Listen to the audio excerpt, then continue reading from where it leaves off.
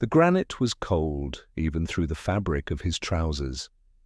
Liam knelt, his fingers tracing the sharp, unforgiving edges of the letters carved into the stone. Elara, a name that was once a soft melody, was now a monument to silence. 1 year, 365 days of a world without her laughter, a world tinted in shades of grey. The air was crisp, carrying the scent of damp earth and the funereal perfume of lilies someone else had left on a nearby plot. He had come alone, seeking a quiet moment of communion, a one-sided conversation in the hushed cathedral of the cemetery. But quiet was a luxury he was rarely afforded, especially when his in-laws were involved. The crunch of expensive leather shoes on the gravel path behind him was a sound more jarring than any thunderclap. It was the sound of impending misery. "There you are," a voice dripped with condescension, cutting through the atmosphere like a blade. Beatrice Vance, his mother-in-law, stood there, a statue of regal disapproval carved from ice. Her face, a mask of carefully applied makeup, was set in its usual expression of faint disgust. Beside her, her son, Marcus, shifted his weight, a hulking shadow of cheap cologne and entitlement. "I thought we might find you wallowing here," Marcus added, his lips twisting into a smirk. "Still playing the part of the grieving husband. It's been a year, Liam. The performance is getting old." Liam rose slowly, his joints creaking like an old church door. He brushed the dirt from his knees, his gaze fixed on his wife's name. He did not want to look at them. To look at them was to acknowledge the poison they so freely dispensed. "Hello, Beatrice. Marcus. I was just paying my respects." "Respect?" Beatrice scoffed, the sound like shattering glass. "You wouldn't know the meaning of the word. You, who let my daughter waste away in that dreary little house. You, who couldn't even provide her with the life she deserved." Her eyes, cold and calculating, raked over his simple, off-the-rack suit. "Look at you. You can't even afford a decent tailor. Did you get that from a charity shop?" The cruelty was not new. It had been the constant, grinding soundtrack of his marriage. For 10 years he had been the project, the disappointment, the man who was never good enough for their precious Elara. They saw him as a leech, a failure, who had somehow bewitched their daughter and dragged her down to his level. They conveniently forgot that Elara had chosen him, that she had loved him. Or perhaps they simply could not comprehend it. "That's enough," Liam said, his voice barely a whisper. It was a plea, not a command, a weak gust of wind against a hurricane. "Enough!" Marcus stepped forward, his bulk crowding Liam's personal space. "It will never be enough. You sat by while she got sick. You watched her fade. A real man would have found a way." "A real man would have had the resources, the connections. But we all know what you are, don't we, Liam?" The words were stones, each one striking a bruise that had never been allowed to heal. He had been there. He had held Elara's hand through every doctor's appointment, every treatment, every sleepless, pain-filled night. He had liquidated his meagre savings, worked a second job grading papers until his eyes burned, all to make sure she had the best care he could find. But in their world, a world of limitless casual wealth, his frantic efforts were pathetic. Beatrice took a step closer, her expression turning theatrical, a pantomime of pity that was more insulting than her open contempt. "My daughter was a Vance. She was born for ballrooms and boardrooms, not for clipping coupons and worrying about the electricity bill. You were a novelty to her, Liam, a little project. A stray dog she felt sorry for." "But the novelty wore off, and you were just there." The final devastating blow came not as an insult, but as an act of performative charity so vile it stole the breath from his lungs. Beatrice reached into her designer handbag, pulled out a thick wad of cash, and threw it on the ground at Liam's feet. The bills, crisp and new, scattered on the damp grass before Ilara's gravestone. "Here," she sneered, her voice laced with venom. "Go buy yourself a new life. Disappear. This is the last thing you will ever get from this family. Consider it a severance package for your failure. Now get out of our sight. We want to be with our daughter, alone." Humiliation, cold and sharp, pierced through the fog of his grief. He stared at the money, a vulgar stain on the sacred ground. He felt the eyes of other mourners on them, their curious, pitying glances. He wanted the earth to open up and swallow him whole. Without a word, he turned his back on them, on the money, on the grave of the woman he loved, and walked away. Each step was an agony, the sound of their triumphant, mocking laughter chasing him down the path. As he reached the ornate iron gates of the cemetery, a profound, soul-crushing despair settled over him. They had won. They had finally and completely broken him. He paused, leaning against the cold bars, trying to force air into his constricted lungs. It was then, through the blur of unshed tears, that he saw them. A man, tall and impeccably dressed in a dark, tailored coat, stood before Ilara's grave.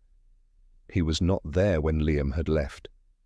Beside him, holding his hand, was a small girl no older than 5 or 6. She had a cascade of dark, wavy hair, the exact shade of Ilara's. She placed a single, small daisy at the base of the headstone. And then she turned her head slightly and Liam's heart stopped. It was the child's face. The same delicate, heart-shaped face. The same wide, intelligent eyes. The same slight, inquisitive tilt of the head. It was Ilara in miniature. It was a ghost, a dream, an impossibility. The man knelt, whispered something to the girl, and then looked directly towards the gate, his gaze meeting Liam's for a fleeting, unreadable moment. Then he took the child's hand and they walked away, disappearing behind a large mausoleum. Liam stood frozen, his mind reeling. Who was that man? And who, in God's name, was that child? The seed of a question, terrifying and insistent, had been planted in the barren soil of his grief. It was a mystery that for the first time in a year made him feel something other than pain. It made him feel a cold, sharp spike of dread and a flicker of something else he hadn't felt in a long, long time. Purpose. The days that followed were a blur of hollow routine. Liam went to his job as a high school history teacher, delivering lectures on empires and revolutions with a voice that felt disconnected from his body. He graded essays on the fall of Rome, while his own world felt like it was in ruins. The image of the child at the grave was burned into his mind, a constant, nagging presence that refused to fade. His marriage to Ilara had been a whirlwind romance, a collision of 2 different worlds. He was a quiet academic, content with books and quiet evenings. She was vibrant, a spark of light who seemed to find joy in everything, despite the gilded cage she had been born into. Her family, the Vances, were local royalty, their name plastered on the side of the city's largest, if slightly fading, corporate building, Vance Consolidated. From the beginning, Beatrice and Marcus had treated him with a thinly veiled disdain that quickly shed its veil. At their first dinner, Marcus had loudly asked if Liam's tweed jacket was ironic. Beatrice had spent the evening detailing Ilara's previous boyfriends, all of whom were heirs, surgeons, or venture capitalists. Liam, the son of a mechanic and a librarian, was an anomaly, a stain on their perfect family portrait. Ilara had always defended him. "They don't understand, Liam," she would say, her hand warm in his. "They measure worth in stock portfolios and country club memberships. I measure it in kindness, in laughter. I measure it in you. Her love had been a shield, deflecting the worst of their barbs, but then she got sick. It started subtly, a persistent fatigue, a nagging cough. The diagnosis, a rare and aggressive autoimmune disease, was a death sentence delivered in calm, clinical tones. As her body weakened, so did her shield. The Vances became more brazen. They blamed Liam's modest income for the subpar initial care. They insisted on moving her to expensive private clinics, paying the bills with a grand, theatrical flourish that was designed to highlight his inadequacy. Liam had been a bystander in his own wife's illness, pushed aside by the force of their wealth and arrogance. He was the one who held her hair back when she was sick, who read to her for hours when the pain kept her awake, who learned to administer her injections. But in their narrative, he was just the help. Now, sitting in the quiet of the home he had shared with her, the house they were trying to take from him, the memory of the child's face returned. Ilara had never spoken of another man. Their love had been total, absolute. Yet the resemblance was undeniable. It was a cruel puzzle, and the only person who held the answer was gone. He started to search, not knowing what he was looking for. He went through her old things, boxes of letters, photo albums, yearbooks. He was looking for a ghost, a clue to a life she might have lived without him. Nothing. There was only their life, their love, captured in smiling photographs and silly notes left on the fridge. Then he remembered something. A conversation from years ago, shortly after they were married. They were filling out paperwork, life insurance, wills, the morbid practicalities of building a life together. Ilara had been strangely insistent on one point. "I'm getting a separate safety deposit box," she had said, her tone light, but her eyes serious. "Just for a few personal things, old family stuff. It's better to keep it apart from everything else." At the time, he thought she meant sentimental trinkets she wanted to keep from her mother's prying eyes. He had teased her about her secret treasure, and she had just smiled and changed the subject. He had completely forgotten about it until now. The hunt began in earnest. He tore through her desk, her closet, her jewelry box. Tucked away in the velvet lining of an old wooden box that had belonged to her grandmother, beneath a tangle of costume necklaces, he found it. A small, ornate, skeleton key with a brass tag attached. On the tag was a number and the name of a bank he had never heard of, Sterling Private Trust. It wasn't a commercial bank. It was the kind of institution that didn't have advertisements, the kind that existed only for the exceedingly quietly wealthy. Just as he was staring at the key, a sharp knock echoed through the house. He opened the door to find a courier holding out a tablet and a large, intimidating envelope.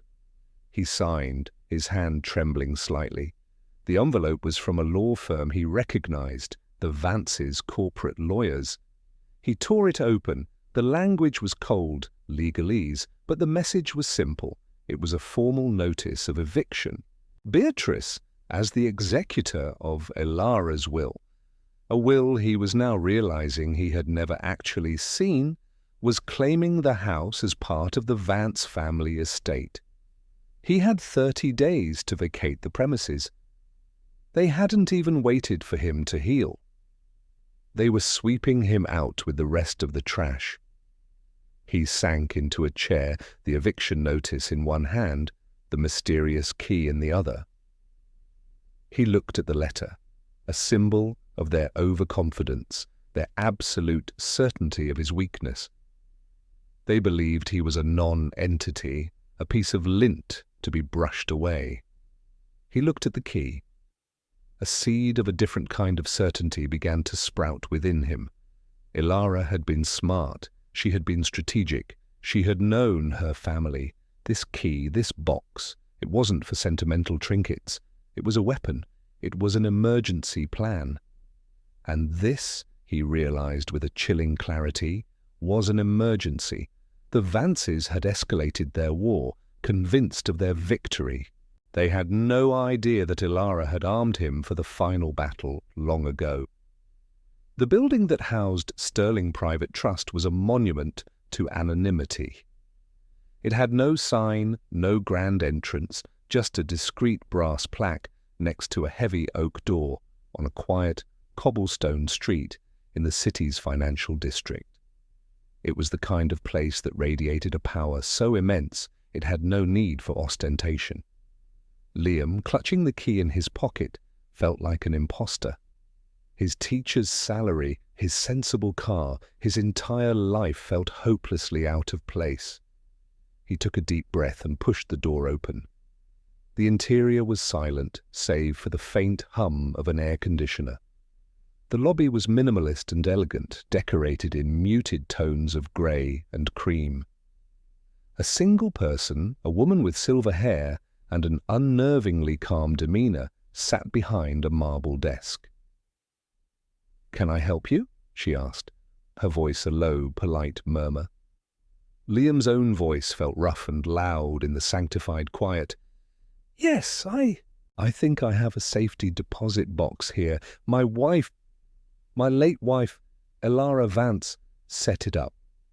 He held out the key as if it were a passport to this foreign land. The woman's expression did not change, but her eyes flickered with a brief, professional interest. She took the key, examined the tag, and typed the number into her computer. After a moment, she looked up at him. "Mr. Liam Croft?" He nodded, surprised she knew his name. "Of course, we were expecting you. Mr. Sterling has been waiting." She gestured towards a frosted glass door. "If you'll follow me." He was led into a small, luxurious office. A man with a mane of silver hair and a perfectly tailored suit rose from behind a large mahogany desk. He was older, perhaps in his late 60s, but he moved with a sharp, disciplined energy. His eyes were a startlingly pale blue, and they seemed to assess everything with a calm, dispassionate intelligence. "Mr. Croft," he said, extending a hand. His handshake was firm and dry. "I am Alistair Sterling. I was a close friend and advisor to Ilara. Please, sit." Liam sank into a leather chair that was softer than his own bed. "You were expecting me?" "In a manner of speaking," Sterling said, resuming his seat. "Ilara left very specific instructions. I was to be notified upon her passing. The terms of the trust stipulated that I was to grant you a 1-year grace period for grieving before making contact. However, she also included a contingency. Should you present yourself with the key before that year was up, I was to proceed immediately. You are, in fact, several weeks late." A ghost of a smile touched his lips. "Ilara always did say you were a patient man." "Trust? I don't understand," Liam stammered. "I thought this was just a safety deposit box." Sterling leaned forward, his expression becoming serious. "Mr. Croft, Liam, what your wife built was far more than a simple box. She built a fortress, a financial ark, and she named you its sole captain." He retrieved a thick, leather-bound portfolio from his desk drawer and placed it on the polished wood between them. "What I am about to show you will change your understanding of everything." Ilara was a brilliant woman, but she was also the granddaughter of Arthur Vance. Liam recognized the name, of course. Arthur Vance was a local legend, a reclusive genius inventor from a bygone era. He was the one who had founded the family fortune, a fortune his descendants, like Beatrice, seemed more adept at spending than growing. Arthur Vance despised his own children, Sterling explained, his voice low and conspiratorial. He saw them as frivolous, greedy socialites. But he adored his youngest granddaughter, Ilara. He saw his own spark in her, her intelligence, her quiet strength. When he died, he left the bulk of his real fortune, the patents, the intellectual property, the truly vast wealth, not to his daughter, but in a generational trust for Ilara to be managed by this institution and to be unlocked upon her 30th birthday. Liam's mind spun. Ilara had been 32 when she died. She never said a word. That was the point, Sterling said softly. She knew her family. She knew that if they were aware of this fortune, they would have devoured it, and her along with it. So she kept it a secret. She lived modestly with you, not just because she loved that life, but as a form of camouflage. Over the years, with our help, she used her inheritance with surgical precision. Sterling opened the portfolio. The first page was a summary of assets. The number at the bottom had so many zeros that Liam's brain struggled to process it. It was a figure that belonged in government budgets, not a personal account. It was billions, not millions, billions. This can't be real, Liam whispered, his throat dry. It is very real, Sterling assured him. And it is now entirely yours. Or rather, you are the sole director and beneficiary of the trust that controls it. Ilara made you her successor in all things. He turned the page. But this is where it becomes interesting. The next section was a list of holdings. It was a dizzying array of shell corporations, offshore accounts and investment vehicles. And then Liam saw it, a name he recognized. The Prometheus Fund. Over the last 5 years, Sterling explained, as Vance Consolidated began to falter under Beatrice and Marcus's mismanagement, it began taking on debt. It sought private capital to stay afloat. Ilara, operating anonymously through the Prometheus Fund, became their primary creditor. She bought their debt. She quietly acquired their stock on the open market whenever it dipped. He turned to the final page. It was a simple pie chart. It showed the ownership structure of Vance Consolidated. Liam stared at it, his heart pounding in his chest. A massive, dominant slice, coloured in blue and labelled the Prometheus Fund, accounted for 72% of the company. The realization dawned on him, a slow, horrifying and then exhilarating sunrise. I own it, Sterling nodded, a grim satisfaction in his eyes. You own the company, you own the debt, you own the building they work in. Beatrice and Marcus have been paying rent to a subsidiary of your trust for the last 3 years. Their corporate credit cards, their expense accounts, the loans they took out against company assets to fund their lavish lifestyles. It was all Ilara's money, and now it is all yours. The irony was so staggering, so profound, it was almost physically painful. Beatrice, throwing a pittance at his feet at the cemetery, had been unknowingly throwing his own money at him. The eviction notice he had received was, in essence, a request for him to evict himself from a house he now owned outright, along with the company that issued the notice. They were arrogant kings ruling a kingdom of sand, completely unaware that the tide was about to come in, and that he, Liam Croft, the worthless failure, was the one controlling the tide. Liam sat back in the chair, the leather creaking under his weight. He thought of 10 years of insults. He thought of the sneer on Marcus's face. He thought of the money scattered on the grass by his wife's grave. The grief, the passivity, the long-suffering patience that had defined his life began to burn away. In its place, something new was being forged. It was cold, it was hard, and it was absolutely clear. He looked across the desk at Alistair Sterling, the competent facilitator Ilara had left for him. He picked up the eviction notice, which he had brought with him, and placed it on top of the multi-billion-dollar portfolio. "Mr. Sterling," he said, and his voice was different. The whisper was gone. It was replaced by a low, steady tone of pure, unadulterated resolve. "They gave me 30 days to vacate my home." He paused, letting the words hang in the silent room. "Shit, I think we can do better than that. Show me how it works." Show me how to dismantle an empire. The next few days were an education in power. Liam and Sterling huddled in the sanctum of the private bank, poring over documents that mapped out the Vance's financial vulnerabilities like a general studying a battlefield. Sterling, who had been Ilara's loyal consigliere, became Liam's tutor in the art of corporate warfare. The plan they formulated was not one of brutish revenge, but of elegant, inescapable justice. It was a symphony of consequences, and Liam was ready to conduct it.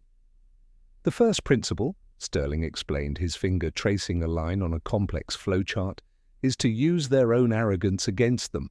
Beatrice and Marcus believe they are untouchable. They believe the rules do not apply to them. We will use the rules to bind them, to crush them. The plan was multi-pronged, a cascade of actions designed to unravel their world in a controlled demolition. First, the debt. The Prometheus Fund, as the primary creditor to Vance Consolidated, had the legal right to recall its loans at any time. A single phone call from the trust's lawyers would demand immediate repayment of hundreds of millions of dollars. It was a sum they could not possibly produce. Second, the audit. As the majority shareholder, Liam could force a comprehensive forensic audit of the company's books. Sterling was certain, as Ilara had been, that years of mismanagement had crossed the line into outright fraud. Marcus, with his lavish spending and contempt for details, had almost certainly been using the company as his personal piggy bank. The audit would provide the proof. Third, the takeover. With the company in default and the board in disarray, Liam would call a special shareholders meeting. He would exercise his 72% voting power to remove the entire board, including Beatrice and Marcus, and install a new leadership team of his own choosing. Finally, the personal foreclosure. All of the Vance's personal assets, the sprawling mansion, the fleet of luxury cars, the vacation home in the Alps, were leveraged. They had used their shares in Vance Consolidated as collateral for personal loans. When the company's value plummeted to zero, the banks would come for everything. Liam listened, his mind, accustomed to the complexities of historical campaigns, absorbing every detail. This was not so different from the strategies of Caesar or Napoleon. Isolate the enemy, cut off their supply lines, exploit their weaknesses, and then deliver the decisive blow. "There is one more thing," Sterling said, sliding a separate file across the desk. It was thinner, marked with a single word. Julian. Liam's breath caught in his throat. The man at the grave. "Ilara was thorough," Sterling said softly. "She knew you might see them. She didn't want you to suffer under a false impression." He opened the file. Inside was a photograph of a younger Ilara, grinning, with her arm around a young man with the same kind eyes as the man from the cemetery. "Dr. Julian Croft is a pediatric oncologist," Sterling explained. "He was Ilara's childhood best friend. They grew up next door to each other. His wife was unable to have children. Years ago, long before she became ill, Ilara did something extraordinary. Anonymously, she donated her eggs to a fertility clinic that Julian's wife was using. She never told him. She just wanted her friend to be happy. The truth was so much simpler and more beautiful than the dark suspicions Liam had harbored. The little girl, Lily, wasn't Ilara's secret child. She was a legacy of her kindness, a biological echo. "So they were just paying their respects?" Liam asked, his voice thick with emotion. "Yes." Julian only discovered the identity of the donor after Ilara's death through a letter she had left with her lawyer. He felt he owed her a debt of gratitude. This knowledge settled something deep inside Liam. It removed the last shadow of doubt, the last whisper of betrayal. Ilara had been pure. Her love had been true. His mission to protect her legacy was now completely unclouded. He closed the file. They are not to be touched by any of this. Ensure the foundation makes them a priority. Of course, Sterling replied. The Alara Vance Foundation for Families, it was her ultimate goal. The decision was made. Liam took the pen that Sterling offered him. It was heavy, cold, and felt like a scepter in his hand. He signed the document that authorized the first step, the recalling of the loans. The stroke of the pen was firm, decisive. The sleeping giant had awoken. The first domino fell on a Tuesday. Marcus Vance was in his oversized office, his feet propped up on his desk, barking into the phone at a subordinate about the quality of the coffee, when his personal assistant, a nervous young woman named Chloe, scurried in. "Mr. Vance, your mother is on the line, and a letter just arrived by courier. It's marked urgent and confidential from the legal department of Sterling Private Trust." "Sterling?" Marcus grunted. "Never heard of them. Tell my mother I'll call her back." He waved a dismissive hand at the letter. "Open it. It's probably just another plea for a charity donation." Chloe carefully slit the thick, cream-coloured envelope. Her eyes scanned the page, and the colour drained from her face. "Sir," she whispered, her voice trembling, "you need to see this." Marcus snatched the letter from her. He read it once, then twice. It was a formal demand for the immediate repayment of $247 million. It was legal, binding, and utterly insane. He laughed. It was a strained, high-pitched sound. "It's a mistake," he declared, tossing the letter onto his desk. "Some idiot accountant got their wires crossed. Get Sterling on the phone. I'll sort this out." But he couldn't get Sterling on the phone, or anyone at the trust. His calls were routed to a polite but firm legal representative who simply restated the terms. The payment was due. No extensions. No negotiations. Panic, a foreign and unpleasant sensation, began to prickle at the edges of Marcus's bravado. He called his mother. Beatrice was already in a state of high alarm. Their personal banker had just called her. The multi-million-dollar line of credit they used for daily expenses had been frozen, pending a review of their primary assets. "What is happening, Marcus?" she shrieked into the phone. "Fix it." The cascade had begun. The next day, a team of forensic accountants, cold-eyed men and women in grey suits, arrived at Vance Consolidated. They presented a letter, signed by the legal counsel for the majority shareholder, authorizing a full and unrestricted audit of all company records. They requisitioned Marcus's computers, his files, his expense reports. The news of the loan recall and the audit spread through the financial district like a virus. The company's stock, already fragile, went into freefall. Within 48 hours it was worthless. The empire was crumbling. Beatrice and Marcus reacted with predictable disbelief, followed by frantic, impotent rage. They called their lawyers, their brokers, their friends on the boards of other companies. But the doors that had always been open were suddenly, inexplicably, slammed shut. The Vances, who had built their identity on the power of their name, discovered that their name was now toxic. From his quiet house, Liam watched the news reports. He saw footage of a haggard-looking Marcus being hounded by reporters outside the company headquarters. He read articles detailing the spectacular collapse of the Vance dynasty. He felt a grim, cold satisfaction. He was a historian, and he was watching history being made. He was watching the fall of a corrupt and arrogant regime. The phone rang one evening. It was a number he didn't recognize, but he knew who it would be. He answered. "Liam?" It was Beatrice. Her voice was unrecognizable, stripped of its regal condescension and replaced with a raw, ragged panic. "Liam, you have to help us. Something terrible is happening." Liam leaned back in his chair, the picture of calm concern. "Beatrice, what's wrong? I've been seeing the news. It sounds awful." "It's a nightmare," she cried, her voice cracking. "They're destroying us. The banks, the lawyers. It's a conspiracy. They've frozen everything. The house? They're saying they're going to foreclose on the house. I'm so sorry to hear that, Liam said, his voice dripping with feigned sympathy.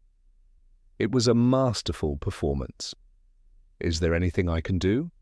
Yes, she said, seizing on the offer. Your house? The eviction? Just ignore it. We need a place to stay. We need to regroup. You owe us that much, Liam, after all we did for Ilara.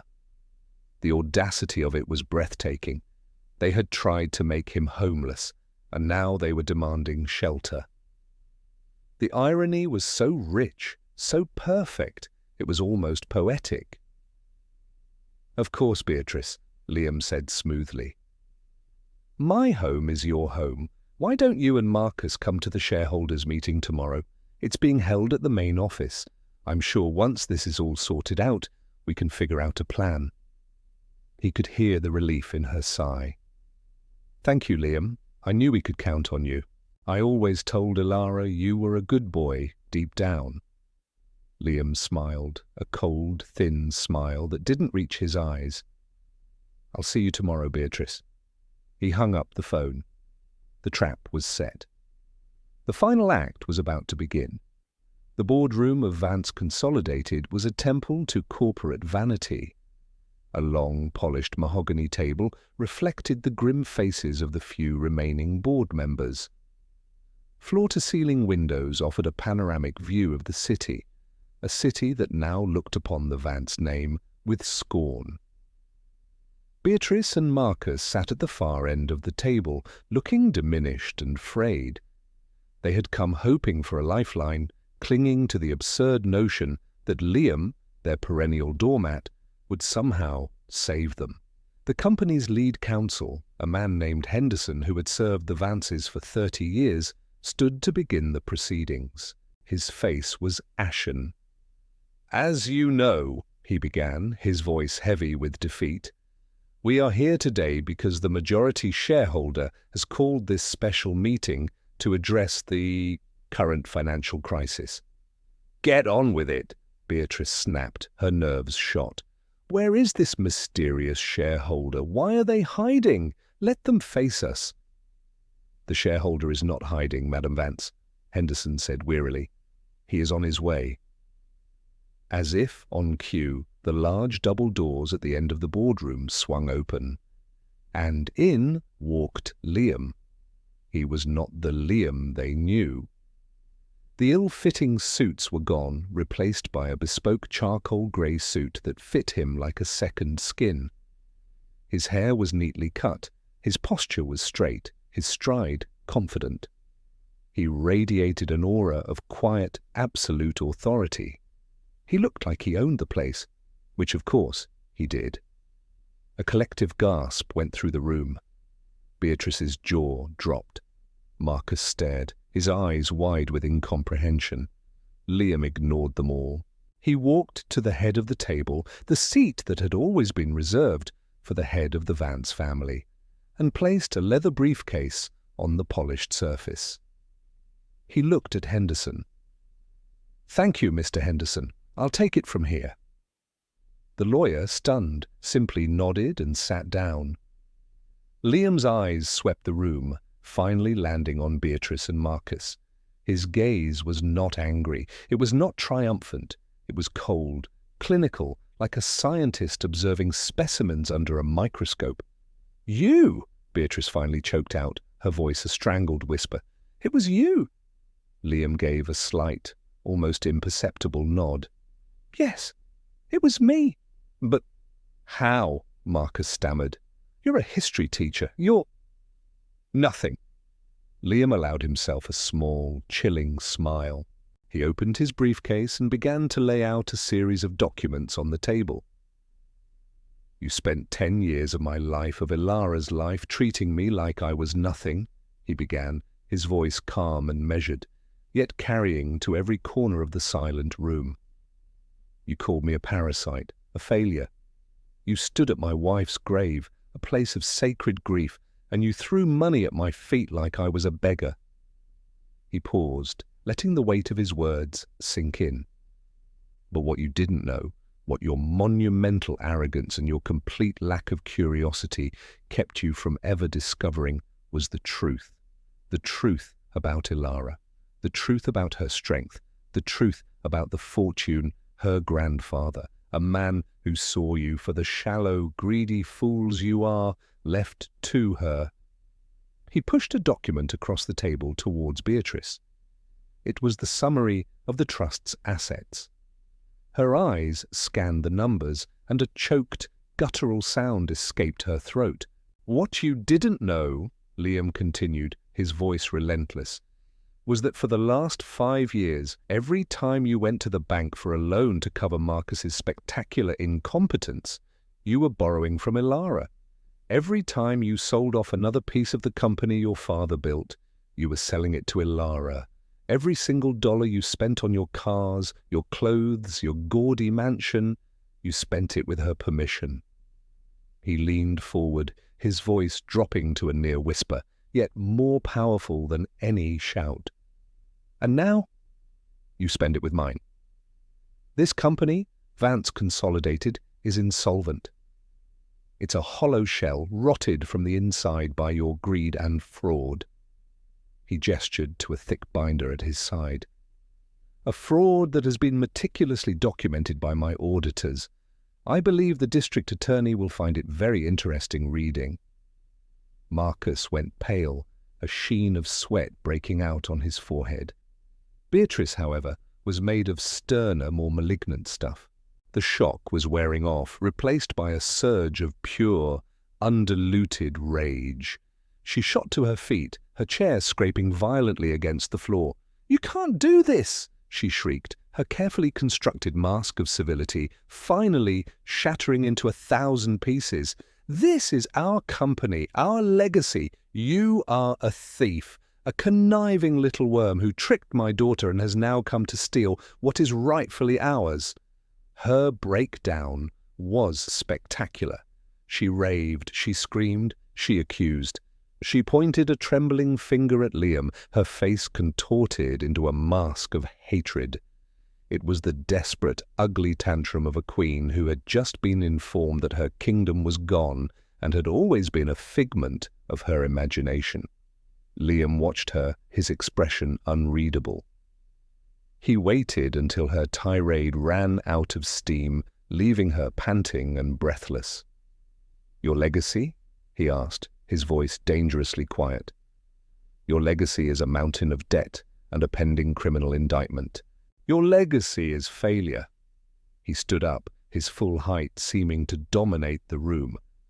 "As the majority shareholder, I am exercising my right to dissolve this board, effective immediately. You are all dismissed." He then turned to the security officers who had entered the room discreetly during Beatrice's meltdown. "Please escort Mr. and Mrs. Vance from the premises. They are no longer welcome here." Marcus, defeated, allowed himself to be led away like a lamb to the slaughter. But Beatrice fought. She clawed, she screamed, she hurled insults at Liam until the very end. "You will regret this. You will burn for this, Liam Croft." Liam simply watched her go, a sad, pathetic end to a sad, pathetic reign. He turned back to the stunned remnants of the board. "Vance Consolidated is finished," he announced. "Its assets will be liquidated, but its resources will be repurposed. In its place, I am establishing a new entity, the Ilara Vance Foundation. It will be dedicated to providing financial and logistical support to families who are battling chronic and terminal illnesses, so that no one has to endure what my wife endured, and so no one has to face the arrogance and cruelty of families like the Vances alone." He walked away from the table, leaving the documents, the plans, the entire history of their downfall spread out like a funeral shroud. He did not look back. He walked out of the boardroom, out of the building, and into the clean, open air of the rest of his life, leaving the ghosts of the past to be dealt with by the authorities and the harsh, unforgiving light of justice. In the months that followed, the final pieces of the Vance's world were swept away.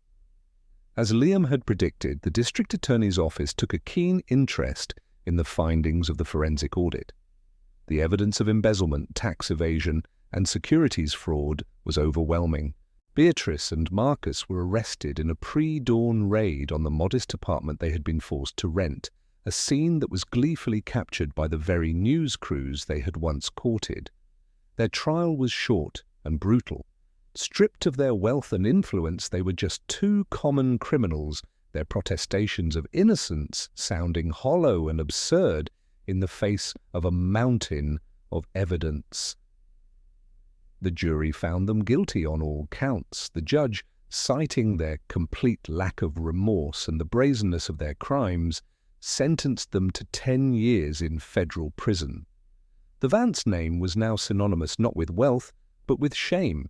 Liam, true to his word, dismantled the corporate empire and used its bones to build something beautiful. The Elara Vance Foundation quickly became a beacon of hope in the community. The gleaming, soulless office building was sold, and the proceeds were used to build a state-of-the-art support center for patients and their families, offering everything from financial grants to counseling and temporary housing. He did not keep the grand mansion that had been the Vances' pride and joy. He sold it and all its opulent contents, adding the millions to the foundation's endowment. He also sold the small house where he and Elara had lived, a place that held too many ghosts.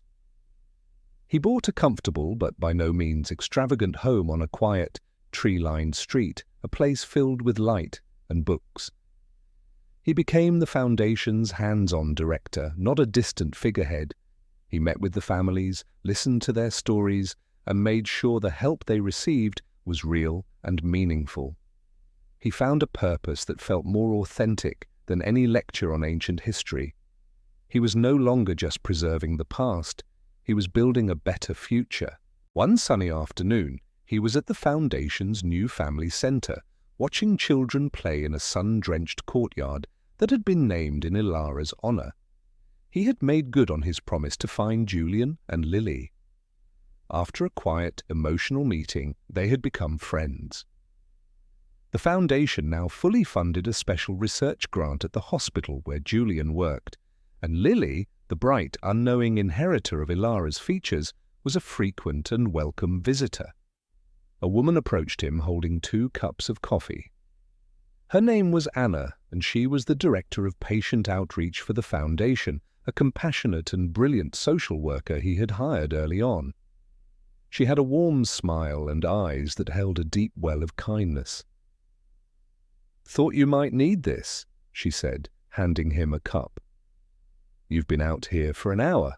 Don't want the chairman of the board to burn out." "Not a chance," Liam smiled, a real, easy smile that reached his eyes. "This is the best part of the job." They stood in comfortable silence for a moment, watching the children. "You've built something incredible here, Liam," Anna said softly. "She would be so proud of you." Liam looked out at the legacy he had built, from the ashes of his grief and their greed. He had not sought revenge, not really. He had sought justice. He had sought to honor the memory of the woman he loved, not by tearing down her cruel family, but by building something that reflected her goodness. The downfall of Beatrice and Marcus was not the victory, it was simply the necessary clearing of the ground before construction could begin. True wealth, he had come to understand, was not measured in stock portfolios or the size of a house. It was measured in the lives you touched, the burdens you lightened, the hope you created. True power was not the ability to command or intimidate, but the ability to serve and to heal. It was a lesson the Vances had never learned, and their failure to do so had been their ultimate undoing. He took a sip of his coffee, the warmth spreading through him. The future was no longer a grey, empty expanse. It was a place of purpose, of peace, and perhaps of new beginnings. For the first time in a very long time, Liam Croft felt truly, completely, and peacefully rich.